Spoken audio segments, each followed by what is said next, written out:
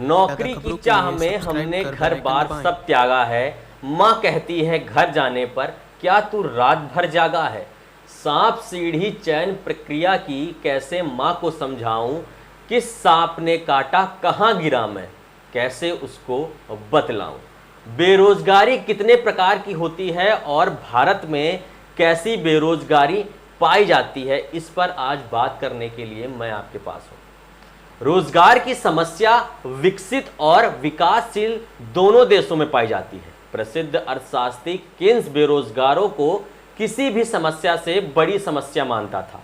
इसी कारण वह कहता था कि यदि किसी देश के पास बेरोजगारों से करवाने के लिए कोई काम ना हो तो उनसे सिर्फ गड्ढे खुदवाकर उन्हें भरवाना चाहिए। ऐसा करवाने से बेरोजगार लोग भले ही कोई उत्पादक कार्य ना करें, लेकिन वे अनुत्पादक कार्यों में सम्मिलित नहीं होंगे और देश में वस्तुओं और सेवाओं की मांग बनी रहेगी, जिससे देश में औद्योगिक विकास होता रहेगा। बेरोजगार किसे कहते हैं? बेरोजगार उस व्यक्ति को कहा जाता है जो कि बाजार में प्रचलित मजदूर दर पर काम तो करना चाहता है, लेकिन उसे काम नहीं मिल पा रहा है। बेरोजगारी की परिभाषा हर देश में अलग अलग होती है। जैसे कि अमेरिका की बात करें तो वहाँ पे यदि व्यक्ति को उसकी क्वालिफिकेशन के हिसाब से नौकरी नहीं मिलती है तो उसे बेरोजगार माना जाता है। विकासशील देशों की बेरोजगारी 3 तरीके की होती है। पहली मौसमी बेरोजगारी यानी कि सीजनल अनएम्प्लॉयमेंट। इस प्रकार की बेरोजगारी कृषि क्षेत्र में पाई जाती है। कृषि में लगे लोगों को कृषि की जुताई, बुआई और कटाई आदि कार्यों के समय तो रोजगार मिल जाता है, लेकिन जैसे ही कृषि कार्य खत्म हो जाते हैं तो कृषि में लगे लोग बेरोजगार हो जाते हैं। दूसरा है प्रच्छन्न बेरोजगारी।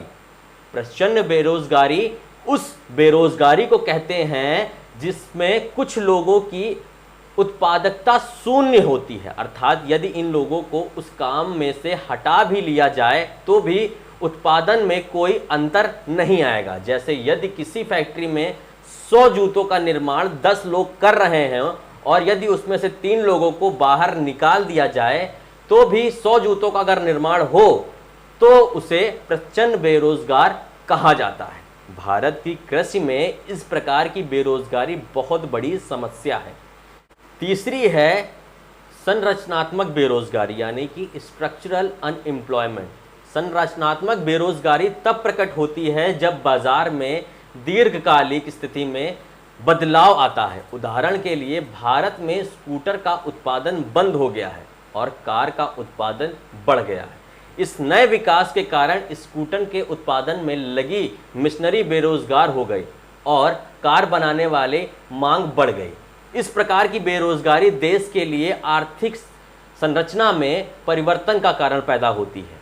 अब जानते हैं विकसित देशों में किन 2 प्रकार की बेरोजगारी पाई जाती है।